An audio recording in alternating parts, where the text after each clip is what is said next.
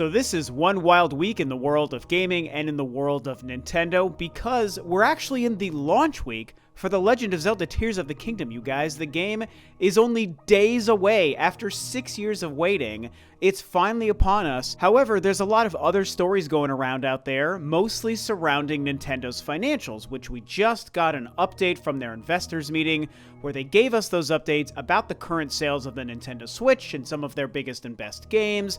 Obviously, lots of quotes flying out there about the status of the generation that they're in, if maybe the Switch 2 or next-gen hardware is going to be coming out next year in 2024. I discussed this in my last video, and on top of all of this, again, even though this is the Zelda week and we should be celebrating that, we're all so focused and excited about this sales information, and for me, the biggest thing to be excited about is specifically Metroid Prime Remastered. You guys know me, the release of Metroid Prime Remastered is easily the biggest and best thing to come out of the gaming world in all of 2023, just speaking for myself, of course, not for all of you, but if you know me, you know that Metroid is my favorite franchise, and Metroid Prime is my favorite video game of all time. So to see this incredible, beautiful, remarkable remaster slash kind of sort of remake of my favorite game of all time, Shadow, dropped on the Switch, and it got a physical release as well. It was incredible, beyond my wildest dreams. They exceeded my expectations, and the world got so excited for Metroid again, and so many people have now played my favorite game of all time for the first time simply because this remastered version released. This is huge. Even though Zelda's going to be the biggest game this year, I can't help but see the release of Metroid Prime Remastered as the year's biggest gaming moment for me. Now, of course, with the release of Metroid Prime Remastered comes the other questions from those of us in the Metroid fan community. What does this mean for Metroid? How well will this game sell? How popular will this make the franchise? How will this change the way Nintendo views Metroid going forward? Will we see Metroid Primes 2 and 3 get the same treatment? Is this a tease or a hint at a reveal of Metroid Prime 4 coming soon? All of these questions started to fill our brains in the days and weeks after the release of Metroid Prime Remastered, and luckily, because of this week's information about Nintendo's sales, we actually have a concrete number on how well the game performed in just its first 7 weeks. Nintendo confirmed that from the game's release on February 8th to the end of the quarter on March 31st, so again, about 7 weeks' time, less than 2 months, the game sold over 1 million copies, 1.09 million copies.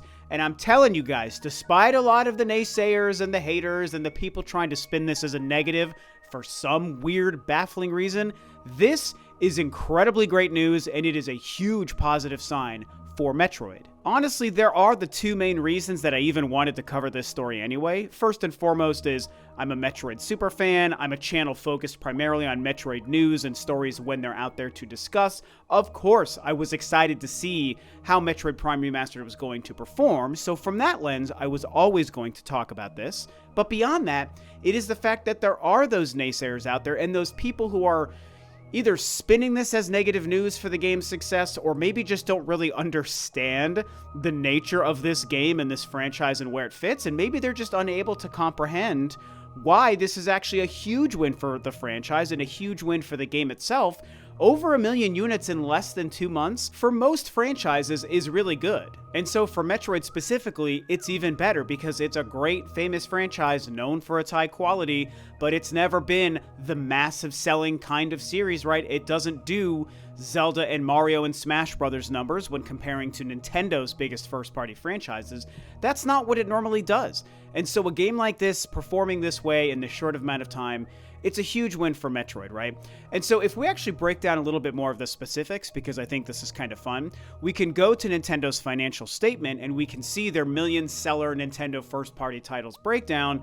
We see Metroid Prime Remastered listed here at 1.09 million units, which is fantastic. And for anyone curious if this was a digital or physical only or a combination of sales, you can see here that they do mention the software sales here does include downloadable versions. And so what's going on here? Why do I see this as a massive win for the franchise and for the game itself? And why are so many other people, in my opinion, very, very wrong in seeing this as a negative thing?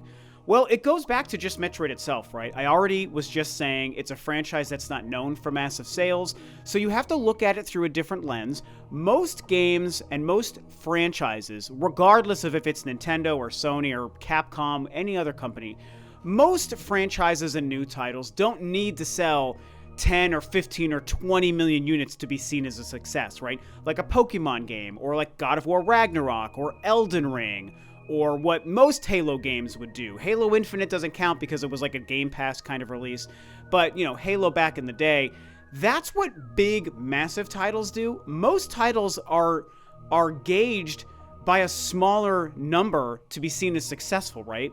And so I tweeted about this too, most franchises can sell 1, 2, 3, 5 million and be huge. The Nintendo comparison I made on Twitter is a series like Xenoblade or Fire Emblem or also Metroid, franchises that are gauged by a normal sales number. The barometer for success for franchises like Metroid and these other ones is not 10 million units.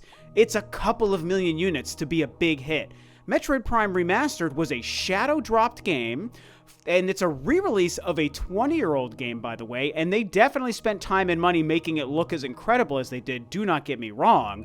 I'm sure it wasn't super cheap to develop, but when it comes to selling 1 million units in only 7 weeks, and there's plenty of time to go for it to have sold even more, I guarantee you that at this point, it's made its money back. Another great way to look at it is to compare this to Metroid Dread, which is something else I also tweeted about. Metroid Dread, we know in the first 6 months, because we were getting those sales figure updates within that first 6 or 9 months or so, the first 2 quarters after it released in October of 2021. It sold almost 3 million units by the end of its first, I think, 5 and 5.5 months or so on the market. So we know that by the time 6 or 7 months had passed, that game had sold 3 million units, right? We just know that that happened. So if we were to say Metroid Dread, 3 million units sold in only its first 6 months on the market, that means the average becomes around 1 million units for every 2 months. Obviously, most games are front-loaded, and Metroid Dread was front-loaded, so it sold like 2 million units in its first 2 months or whatever. But in general, 3 million units in 6 months becomes 1 million units for every 2 months, if that math is hopefully making sense as I'm blabbing all these numbers at you.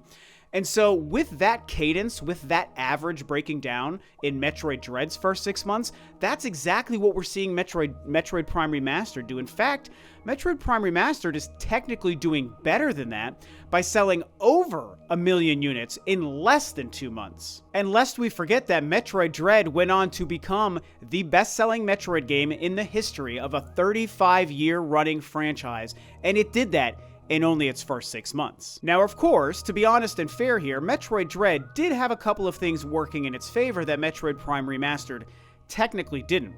The first is that Metroid Dread was a completely brand new game, whereas Metroid Prime Remastered is a re-release of an old classic game. Also, Metroid Dread released in October, which means it released right before the big holiday shopping season. That obviously helped things. And then there's the fact that Metroid Dread also had a standard reveal, marketing, and release cycle of around 4 to 5 months, from the reveal at E3 to the eventual release later that year in October.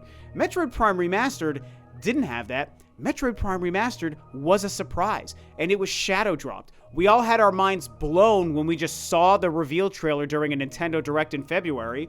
Holy crap, Metroid Prime Remake was real all this time, here it is, and we all thought we were going to get a release date for like 6 months down the road, and instead they said you can download it immediately following this Nintendo Direct, shadow dropped that same day. That is definitely something that I think helped the hype of the game, but it hurts the initial sales in many ways, right? Because there wasn't a marketing cycle for Metroid Prime Remastered like Metroid Dread had. So again, when you make a direct comparison to Dread and Prime Remastered, there are things working in Dread's favor to make it do so well, yet Prime Remastered is still managing to keep pace at 1 million units in less than 2 months, matching about what Metroid Dread averaged in its first 6 months. It's really crazy, it's very impressive, and for a franchise that, like I said, doesn't need to sell 5 to 10 million units to be successful, this is a massive win. Who knows where the sales numbers will ultimately end up for Prime Remastered? I think it's going to probably end up around 2 or 2.5 million or so. Maybe it goes higher than that, but I don't really think that is necessarily going to be the case. If these first reported numbers were even higher, like 1.5, 1.8 million, I would probably see this game surpassing Metroid Dread. However, I don't know that I think that's going to happen now. I think it's going to end at 2 to 2.5 million. But again, that's huge for a game that isn't brand new. Dread was brand new, Prime Remastered is not. And so this is the kind of thing that shows Nintendo, people are here for Metroid, you can make a lot of money with this franchise, you can make a lot of your fans happy, we will thank you for supporting a franchise that we love with great quality games. And then with Metroid Prime 4 looming on the horizon, very likely, possibly going to be releasing on the next-gen console, this all bodes very, very well for the future of Metroid and for Prime 4's success. And that's an important takeaway, too. And so, to wrap this up with, this whole sentiment from a lot of the people who think that this is a bad thing, I guess I'll just go back to what I said earlier, and I think some people maybe don't have an understanding of the business of gaming, the size of the Metroid market, or the size of the average market for the average game. I think that in today's always online internet world, people conflate massive success games like Elden Ring and Smash Brothers and Zelda and whatnot to the actual barometer for success, but it's not. 10 to 15 million is not the barometer for success for 95% of all video games. 95% of all video games are just looking for that 1 to 2 million number, and a lot of games are doing well by selling even 500,000 copies. So we got Metroid Prime Remastered, you guys. Like I said, I'm just predicting here, probably selling 2 to 2.5 million copies in its life. That's incredible. That's a lot of money. Hell, at the numbers we have right now, 1.09 million units sold in 7 weeks, you realize that game has already made Nintendo $43 million just in 7 weeks. And it's been 2 months since that time, so maybe it's even sitting at around 1.3 or 1.4 million? I don't know, I'm just guessing at that point, but think about it. It only took 7 weeks to make Nintendo almost $45 million. I'm telling you, that game made a ton of money for Nintendo, and it showed them that we love the Metroid franchise. So I see this as a win. This is a positive. Those of us who are Metroid fans and just fans of good video games, we should celebrate this. This isn't bad news. This isn't something to poo-poo on. This is a great success for all of us who just like good games, and especially Metroid games.